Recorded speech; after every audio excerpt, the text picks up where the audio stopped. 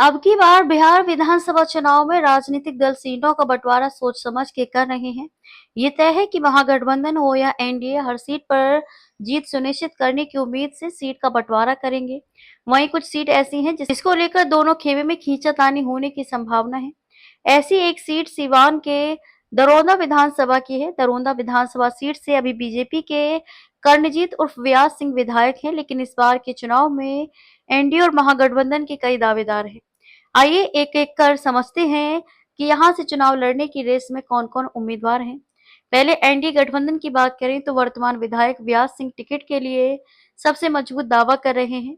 हालांकि उनके खिलाफ एंटी इनकम्बेंसी वाला फैक्टर है। विकास के मुद्दे पर व्यास सिंह को स्थानीय स्तर पर लोगों की नाराजगी झेलनी पड़ रही है। व्यास सिंह के अलावा बीजेपी में टिकट की सबसे तगड़ी दावेदारी पूर्व सांसद ओम प्रकाश यादव कर रहे हैं। ओम प्रकाश यादव खुद या अपने बेटे हैप्पी यादव को चुनाव लड़ाना चाहते हैं। दोनों ही नेता दरौंदा की राजनीति में सक्रिय होते नजर आ रहे हैं। बीते कुछ दिनों से कई इंटरव्यू में ओम प्रकाश यादव दरौंदा से चुनाव लड़ने का ऐलान कर चुके हैं। बीजेपी में इन दोनों के अलावा एक नाम मंगल पांडे का भी है। बिहार के स्वास्थ्य मंत्री मंगल पांडे ने पिछले दिनों दरौंदा के दलित परिवार की बेटी को कन्यादान किया, तो इस चर्चा ने जोर पकड़ लिया। बीजेपी के अलावा जेडीयू से भी कई नेता हैं जो दरौंदा से दावेदारी कर रहे हैं। उनमें सबसे बड़ा नाम अजय सिंह का है। नीतीश कुमार के करीब जेडीयू नेता अजय सिंह का दरौंदा गढ़ है। यहाँ से कविता सिंह विधायक रह चुकी हैं। अजय सिंह में पहले चुनाव लड़ चुके हैं, लेकिन उन्हें व्यास सिंह ने हरा दिया था। ये तो एनडीए की बात हुई। अब बात महागठबंधन की कर लेते हैं। महागठबंधन के संभावित उम्मीदवारों में माले के अमरनाथ यादव सबसे मजबूत दावेदार हैं। ऐसा अनुमान है कि महागठबंधन में ये सीट माले के खाते में जा सकती है। माले के खाते में सीट जाती है तो अमरनाथ यादव को टिकट मिलना लगभग तय हो जाएगा। कांग्रेस जिलाध्यक्ष सुशील कुमार भी चुनाव लड़ना चाहते हैं। इसके अलावा महाराजगंज के दिवंगत पूर्व सांसद उमाशंकर सिंह परिवार के लोग भी टिकट की दावेदारी कर रहे हैं। इनमें जितेंद्र स्वामी या उनके भाई अनुराग दावेदार हो सकते हैं।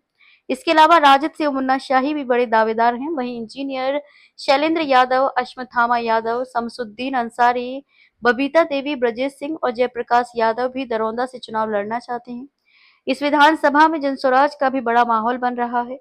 प्रशांत किशोर की पार्टी जनसुराज से केके सिंह सबसे प्रबल दावेदार हैं। केके सिंह बड़े कारोबारी हैं और बीते दिनों प्रशांत किशोर उनके घर भी गए थे। जनसुराज में दरौंदा से आनंद कुमार सिंह भी दावेदारी कर रहे हैं। साल 2020 में हुए विधानसभा चुनाव के मद्देनजर दरौंदा विधानसभा सीट पर राजपूत जाति का दबदबा है।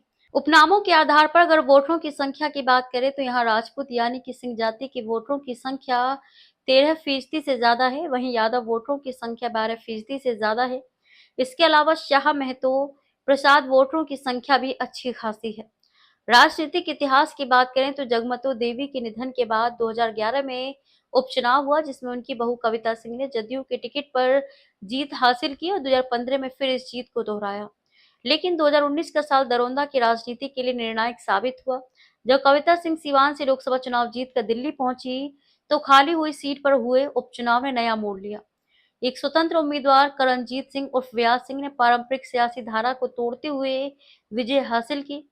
न केवल उन्होंने चुनाव जीता बल्कि बाद में भाजपा का दामन थामकर मुख्य धारा की राजनीति में अपनी जगह भी पक्की की। इस चुनाव में जेडीयू से अजय सिंह थे, लेकिन उन्हें हराने के लिए ओम प्रकाश यादव समेत कई नेताओं ने प्रयास किए।